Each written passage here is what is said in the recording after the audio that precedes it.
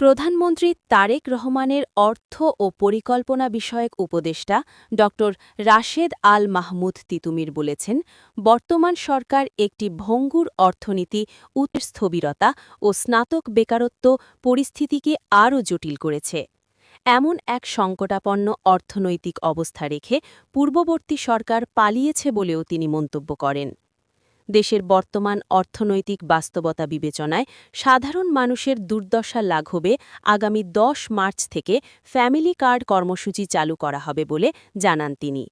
এই কর্মসূচির আওতায় ৫ সদস্যের একটি পরিবারের নারী সদস্যকে মাসে ২৫০০ টাকা করে সহায়তা দেওয়া হবে।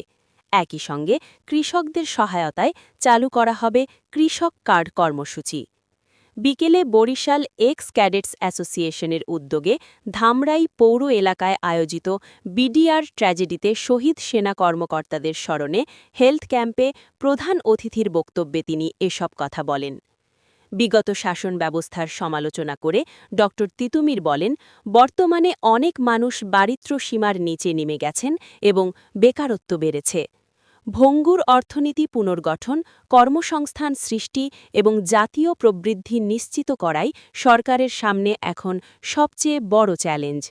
তিনি বিডিআর ট্র্যাজেডিতে শহীদ সেনা কর্মকর্তাদের প্রতি গভীর শ্রদ্ধা জানিয়ে বলেন, দেশের সার্বভৌমত্ব ও অখণ্ডতা রক্ষায় তাদের আত্মত্যাগ জাতি চিরদিন স্মরণ রাখবে।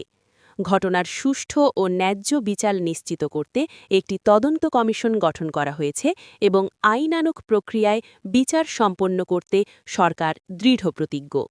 অনুষ্ঠানে বিশেষ অতিথি হিসেবে ঢাকা ২০ আসনের সংসদ সদস্য আলহাজ তমিজউদ্দিন উপস্থিত ছিলেন। দিনব্যাপী আয়োজিত এ হেলথ ক্যাম্পে কয়েকশো মানুষকে বিনামূল্যে চিকিৎসা সেবা ও ওষুধ প্রদান করা হয়। অনুষ্ঠানে সভাপতিত্ব করেন বিডিআর ট্র্যাজেডিতে শহীদ মেজর মাহবুবের মা মিসেস খোদেজা রহমান।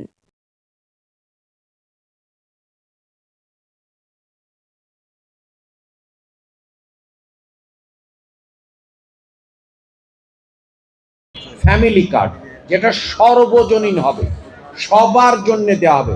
কারণ মাননীয় প্রধানমন্ত্রী আগামী ১০ই মার্চ ফ্যামিলি কার্ড উদ্বোধন করবেন।